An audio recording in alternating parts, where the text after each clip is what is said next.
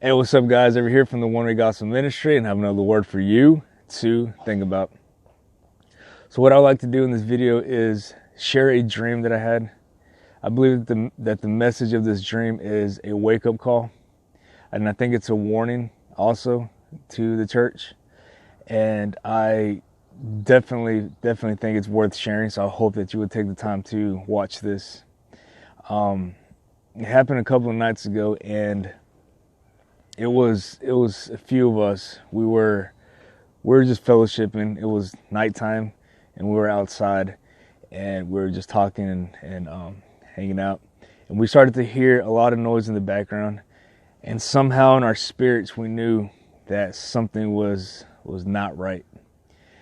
And one of the fellows with me was he's a guy that I've been sharing the gospel with and opening the scriptures with and showing him the gospel truth. And he was with me, and he started to get fired up, angry at what he was listening to, what he was hearing, to the point where he had this like indignation built up inside him, and he wanted to go get his megaphone and go just condemn what they were doing, you know.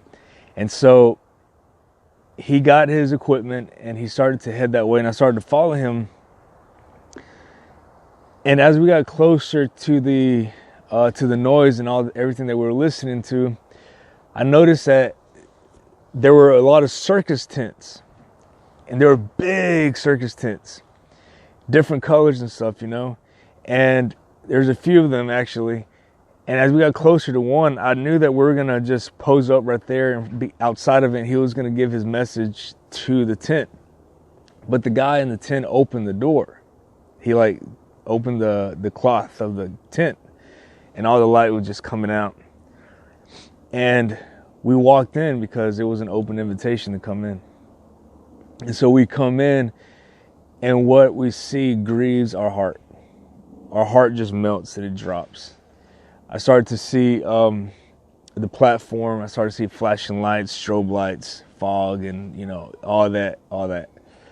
And then we proceed to walk down the aisles, and my head's down, shaking my head. I'm literally saddened and sickening by what I'm seeing. And I see people that I recognize in the pews, because as soon as I walked into this tent, the inside of the tent was no longer cloth. It wasn't a tent anymore. It was a steel structure. It was a structure made out of steel. It was a building. And there was a lot of pews, and everybody was in the pews looking straight like robots. They were just stiff. And there was a platform with performers and dancing and lights and all that. And people were just staring straight. And I was just looking around, and nobody would look at me until I got closer. And when I would see somebody I recognized, the whole pew full of people I recognized, they would look at me, smile and wave, and said, "Hey, join us." I'm like, "Join you? What are you guys doing here? You guys need to get up and leave. Why are you here?" And, "Oh, come on." And I said, no. And I would walk around through the front, and it was like nobody even noticed. I would just walk to the front to the other side, and I saw other people I knew. And I said, "What are you guys doing here?" "Oh, we're just checking it out." I'm like, "You already checked it out. Get out. What are you doing here?"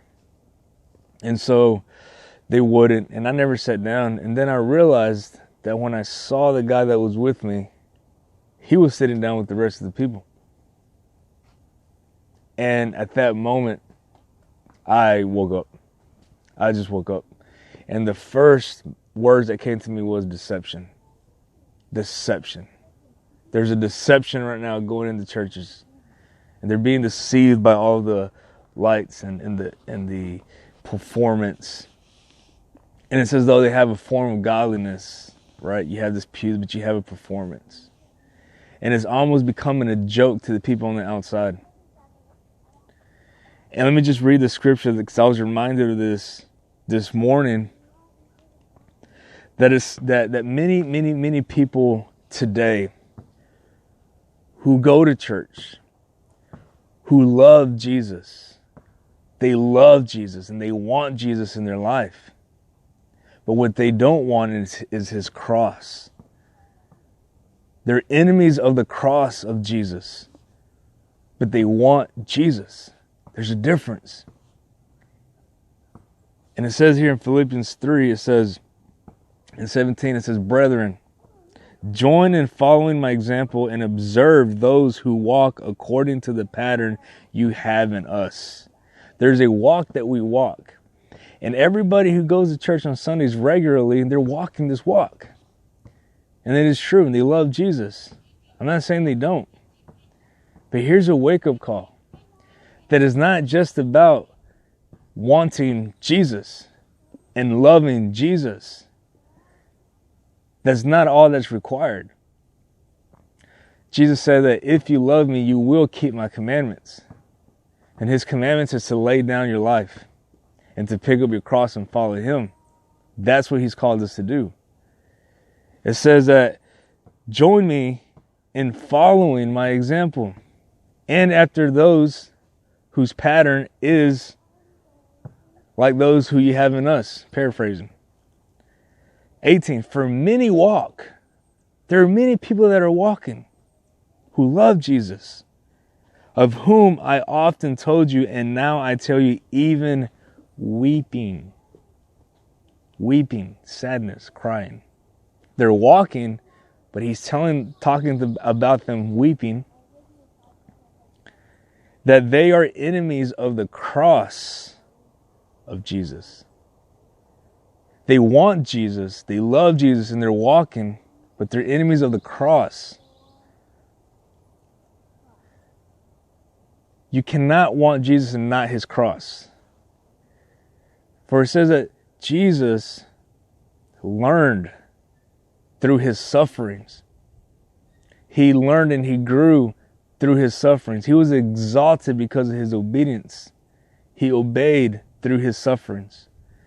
The sufferings of the cross. And we are told to pick up our cross and be obedient even unto death.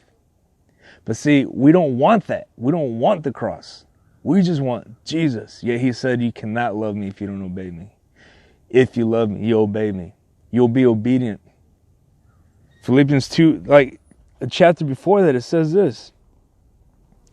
Being found in appearance as a man, he humbled himself by becoming obedient to the point of death, even death on the cross.